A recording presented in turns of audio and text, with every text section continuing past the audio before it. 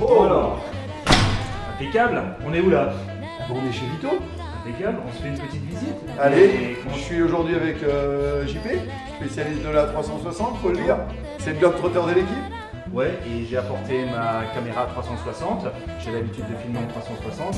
Et je me suis dit, tiens, pendant qu'on est là, on va filmer pour tout voir entièrement sur ce qui se passe. Petite visite surprise chez Vito. Parfait. Allez, on y va. Alors tout ça pour préciser qu'aujourd'hui on est chez Vito. Moi je devais venir quoi qu'il arrive, donc on a emmené JP, on a traîné JP avec nous pour voler dans les marques. Il s'est fait un petit vol tout à l'heure, pas mal. Vito c'est 1500 moteurs produits dans l'année, 20 personnes qui travaillent à temps partiel ou à temps plein. Producteur numéro 1 de motorisation pour le paramoteur. Et on va faire division par division aujourd'hui, JP. Il y a 10 départements, c'est ça? C'est ça, il y a à peu près 10 divisions dans le gym, c'est ça. Et on va essayer de les parcourir un petit peu tous calmement pour que tout le monde ait une vision un peu différente grâce à cette caméra. Absolument. Alors là, où est-ce qu'on est? Alors ici, ça c'est la division montage pot d'échappement en règle générale, donc une partie qui est malgré tout très importante dans la production, parce qu'on sait tous que sur un 2 temps c'est la partie quand même sensible. Et donc on peut voir ici, c'est tout ce qui est dédié au montage à 100% des échappements. Donc là pour l'instant il n'y a personne au montage, on y verra peut-être tout après. Et on passe tout de suite. On passe tout de suite à côté ici dans tout ce qui est les assemblages des parties moteurs, c'est-à-dire bas moteur. Donc ici on a Mathéo qui lui est au montage des vibrotiens, tiens ça tombe bien, on y est, et des bas moteurs. Ricardo qui est là-bas, qui est au montage des carburateurs.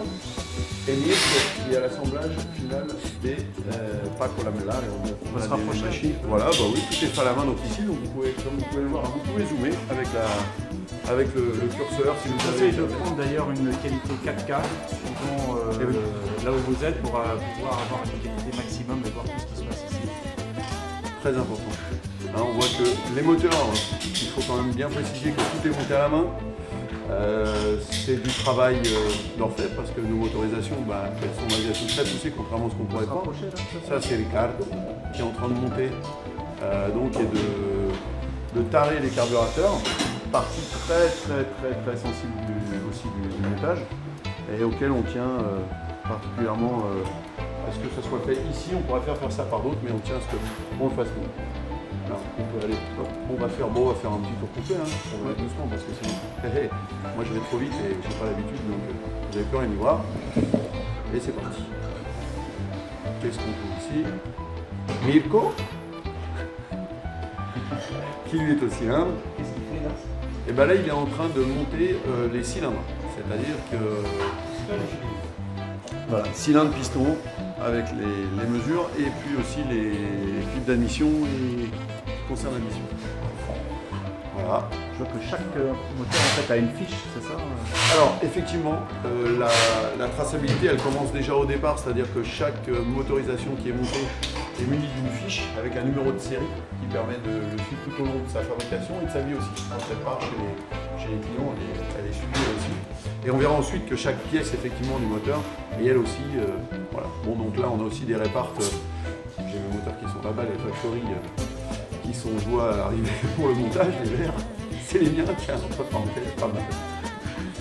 Et donc voilà, et là on va repartir donc ici, et on va aller dans une autre division, qui est celle effectivement, c'est important de le préciser parce que ça ne se fait que dans le domaine aéronautique en règle générale, c'est que toutes les pièces sont donc mesurées, tracées, et on va arriver ici dans ce qui concerne la salle mesure.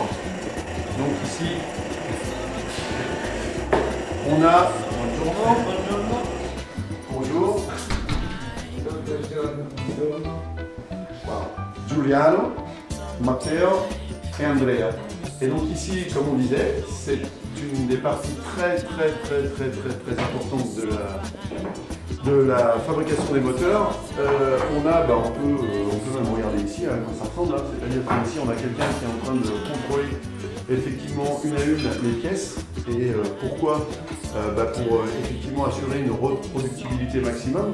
Et donc on tient quand même à préciser que toutes les pièces, ensuite, notamment celles critiques, elles sont effectivement, on le voit là-bas, si on dépasse un petit peu, elles sont toutes numérotées, ciblées et archivées, de façon à ce qu'effectivement on puisse tracer, on va pas faire n'importe quoi, tracer effectivement les motorisations. Donc c'est du travail qui prend beaucoup de temps, mais qui est indispensable pour assurer la reproductibilité et la qualité de fabrication. Voilà pourquoi aujourd'hui Victor-Asie est peut-être devenu le numéro 1, c'est parce qu'effectivement on apporte un soin tout particulier à ça. Ok, grazie. Grazie. Et là on passe effectivement sur... alors là on était plus dans un ambiant salle blanche. Parce qu'effectivement... et là, la salle dans laquelle on était, en fait, elle est conservée à une certaine température. Oui, alors voilà, voilà, c'est vrai qu'il y en a qui ne connaissent pas forcément la mécanique générale, mais en règle générale, ça c'est très simple, hein, c'est du classique. Mais c'est vrai que pour les gens qui ne connaissent pas forcément, les salles de mesure, voilà, c'est pour ça qu'on s'est fait la remarque aussi, c'est parce que les salles de mesure, elles sont climatisées à une certaine température, de façon à ce que les relevés dimensionnels soient toujours les mêmes. Si on mesure une pièce quand elle est à moins 20 degrés ou qu'elle est à plus 30 degrés en fonction des zones. Je ne savais pas que ça se faisait spécialement pour les paramoteurs. Alors théoriquement c'est réservé à des productions, on va dire aéronautiques, ce type de contrôle. Mais comme effectivement on souhaite avoir une qualité qui est supérieure avec des moteurs qui ne sont pas forcément à moindre coût mais qui sont de qualité, on utilise exactement les mêmes méthodes que dans l'aéronautique, c'est-à-dire la traçabilité, le relevé dimensionnel, la reproductibilité identique, spéciale et la même selon toutes les motorisations. Ici, c'est toute la partie usinage. Donc là, aujourd'hui, on a personne en train de... Mais sinon, on dégrossit effectivement les pièces avant qu'elles partent en usinage. Elles sont là déjà sur un premier contrôle qui va être uniquement visuel et pas dimensionnel. Et c'est tout ce qui concerne l'usinage. Donc c'est une partie, on va dire peut-être moins propre que ce qu'on a eu là. C'est pour ça que c'est bien séparé. Et effectivement, avec ici une des parties, donc une machine à commande numérique. Ça, aujourd'hui, dans toute entreprise sérieuse, voilà, on a aussi de la machine à commande numérique avec un coût, effectivement, mais effectivement qui permettent de faire beaucoup de prototypage. Alors non, ça sont des pièces qui sont reprises ici, effectivement, pour arriver à faire ce type d'usinage, mais elle permet aussi de faire, par exemple, un carter comme le carter du Factory qui est ici, il peut être fait par cette machine. Voilà, donc ici, toute la partie, une partie du stockage pour l'emballage, nettoyage, fontaine, classique. Là, quelques jouets qu'on peut utiliser quand on s'ennuie. Ça n'a rien à voir avec le paramoteur, mais c'est stocké là. Et donc on revient, donc on a fait tout le tour, donc on a pu voir un petit peu ce qu'était la zone emballage. Donc ici, spécifiquement, quand chaque personne commande du matériel, on va avoir ici une zone d'emballage dans laquelle on va faire partir des moteurs. Donc là on voit ces machines qui sont prêtes à partir. Et d'ailleurs, voilà, là on a du matériel qui part en Chine. Voilà, ça c'est les moteurs qui partent en Chine. C'est pas forcément bon pour nous, hein, les Européens, que ça parte en Chine, mais bon. Je vois, j'étais, mais... Et là, on a fait une demande et on va pouvoir rentrer dans un des bureaux clés, là où on va trouver... on va se permettre de rentrer. Bonjour messieurs.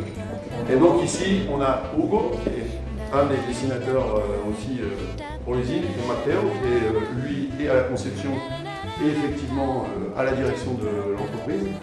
Et la division que vous trouvez ici, c'est celle qui est dédiée à la recherche et développement, donc la R&D, et effectivement le design des nouvelles ou des mises à jour sur les motorisations actuelles.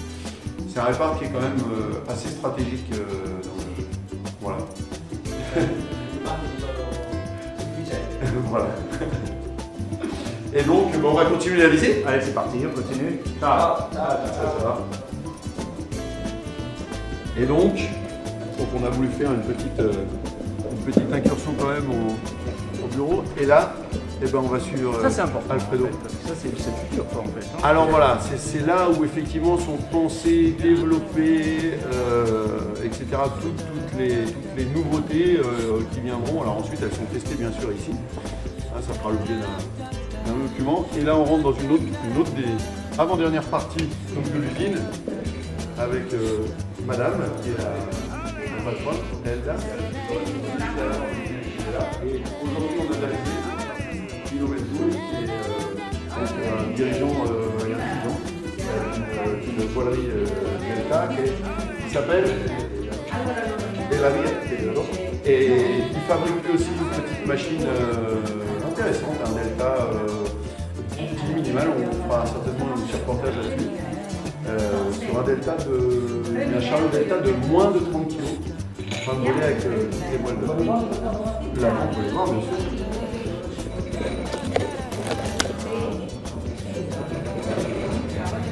Alors ici, ceux que vous connaissez, toute la gamme, une partie de l'histoire aussi. Sur la gauche, les VR67 et 80, ceux qui ont permis et qui ont été les premiers à développer bien avant tout le monde les machines petites, légères. Peu de consommation, il y a quasiment 20 ans maintenant, on fait la réputation de la marque et puis ensuite, en suivant, le Easy, le Fly, le Monster classique tel qu'il était, le Second, et lui après le Factory, le dernier né de la gamme avec le plus. Et donc voilà, et maintenant on va se diriger tout simplement dans la dernière partie très importante et stratégique de l'usine. Très occupée, elle est très occupée. Ciao. On nous a pas calculé. Alors. Et donc ici on va sortir sur la dernière partie de l'étape, la 10e division. Et donc en fait qui tout simplement représente très simplement le banc moteur. Et donc le banc moteur qui se trouve là pour toutes les... Alors on a Andrea. En fait on va avoir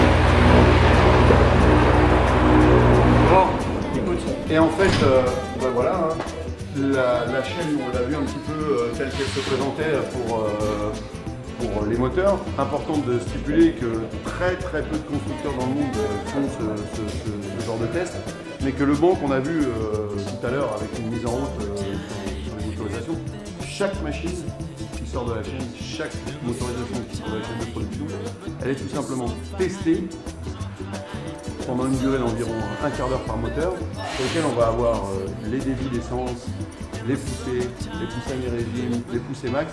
Et à partir du moment où le moteur, et si et seulement si le moteur répond à toutes les caractéristiques qui rentrent dans un range précis, le moteur passe à la validation et part directement. Sinon, le moteur est remis, si vous voulez, en configuration, et sinon il est écarté de la production. Voilà.